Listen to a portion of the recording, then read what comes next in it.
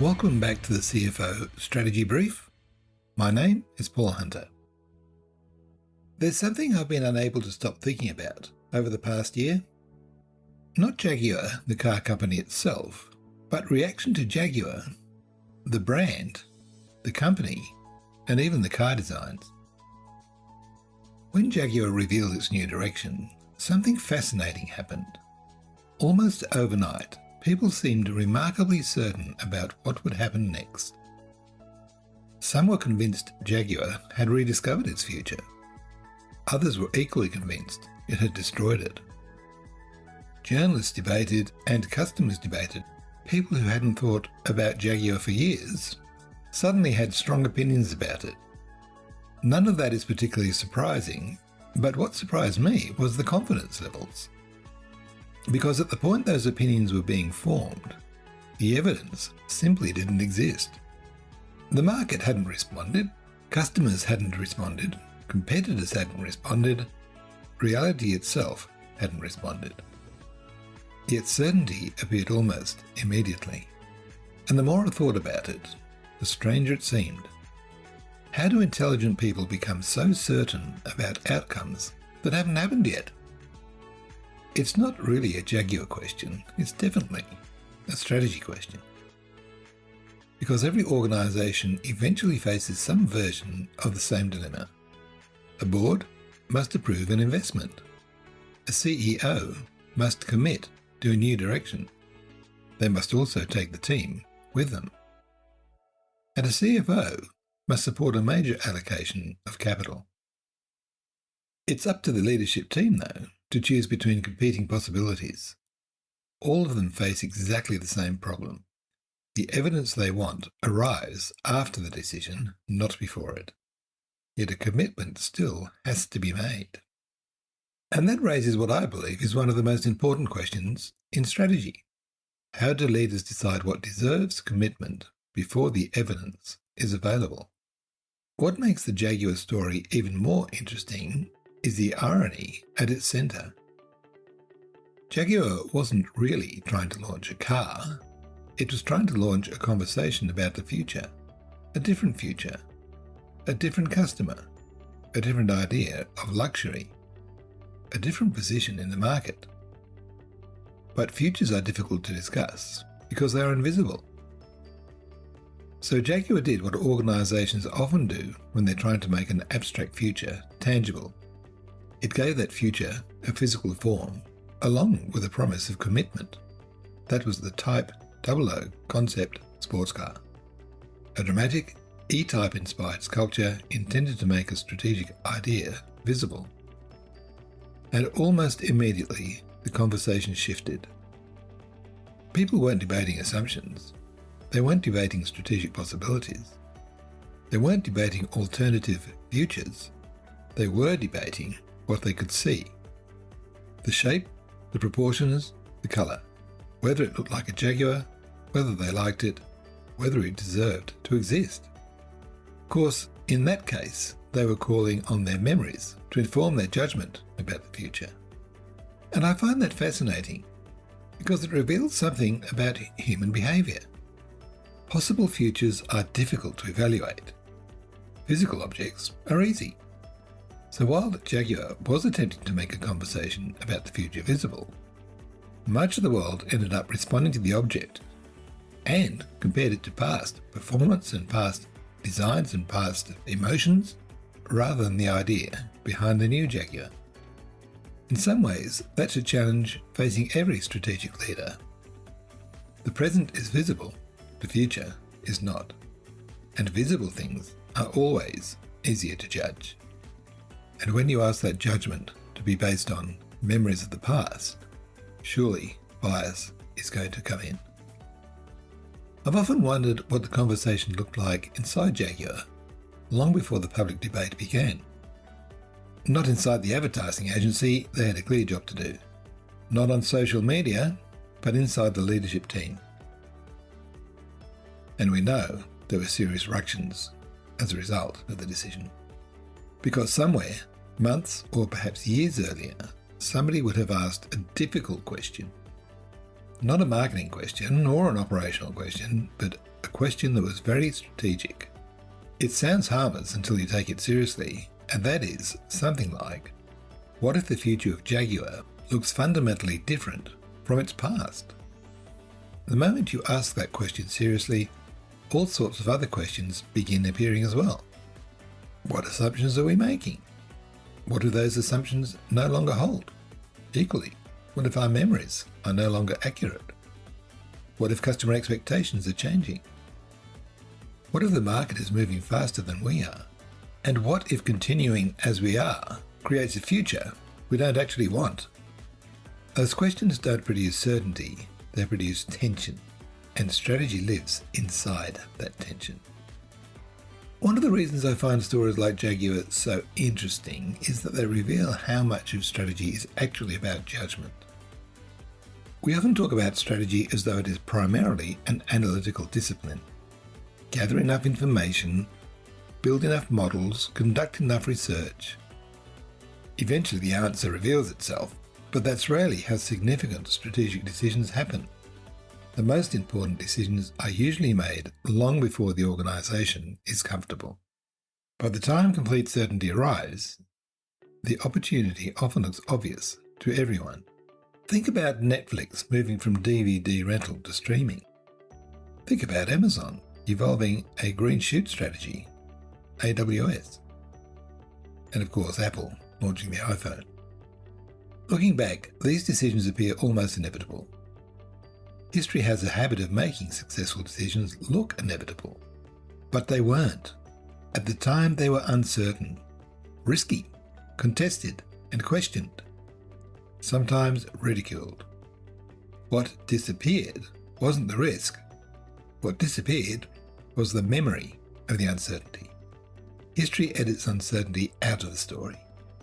That's what I find so interesting about Jaguar. The E-Type again, for example, was very difficult to drive. Looked great, but not overly practical. And yet, it's an icon. Certainly recognised as the best car Jaguar ever produced. And today we're debating the decision. 20 years from now, people may simply debate the outcome. If the strategy succeeds, commentators will identify the signs that supposedly made success obvious. If it fails, commentators will identify the signs that supposedly made failure inevitable. Either way, much of the uncertainty that existed at the moment of commitment will quietly disappear from the story. It always does. That's why I've become increasingly skeptical when people talk about leaders who supposedly saw the future. I suspect what they really saw were possibilities, based on signals, questions, patterns that others either dismissed or overlooked. Their advantage may not have been prediction at all. It may have been the willingness to form a judgment before everybody else became comfortable. In the previous episode, we explored strategic intelligence. The challenge there was understanding, recognizing signals, interpreting patterns, and exploring opportunities. Jaguar takes us to the next question. Once you've explored the possibilities, what do you do? Because eventually, every organisation arrives at a point where understanding must become commitment. And that transition is one of the least understood moments in strategy. Many organisations struggle because they wait for certainty. Another workshop, another review, another report, another analysis. The search for certainty becomes endless. Meanwhile, competitors move, customers adapt, technology evolves, and the environment keeps changing. Eventually, the opportunity to act begins to disappear. Of course, the opposite problem exists as well. Some organisations commit too early. The first signal appears, the first threat emerges. The first opportunity arrives, and suddenly everyone is rushing towards action. Similarly, those keen to get results on the board talk about execution, the opposite of what we really want, in the context of a reinvigorated, regenerated future. And on it goes, alternatives remain unexplored, assumptions remain hidden, understanding remains immature. Commitment arrives before judgment is fully formed, and that creates a different kind of strategic failure. The challenge then is not avoiding uncertainty, the challenge is learning how to judge in its presence.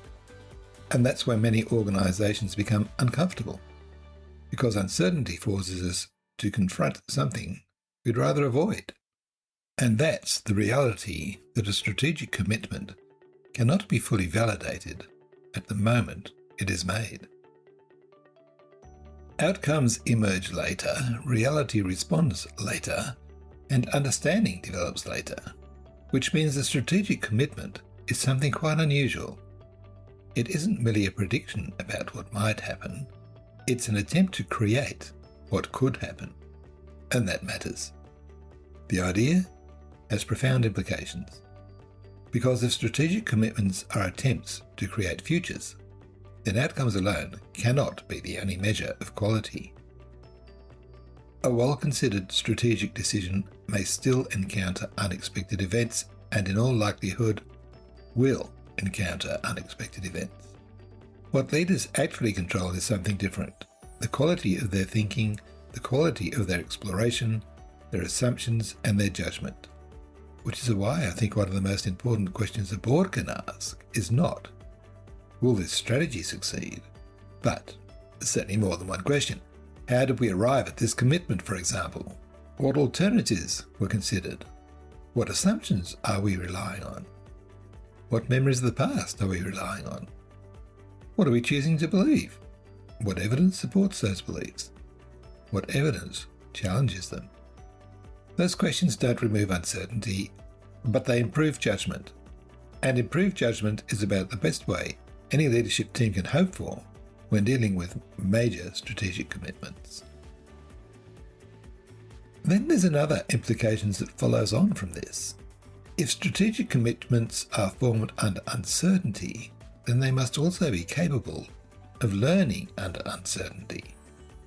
In other words, strategy must be capable of renewal, strategic renewal, and then organisational renewal. Many organisations confuse renewal with restructuring, or re-engineering, or transformation, but these are quite different activities, especially when you look at the renewal of what? Strategy? The organisation? But the actual activities are quite different in nature. A restructuring changes reporting lines. A re-engineering program changes processes.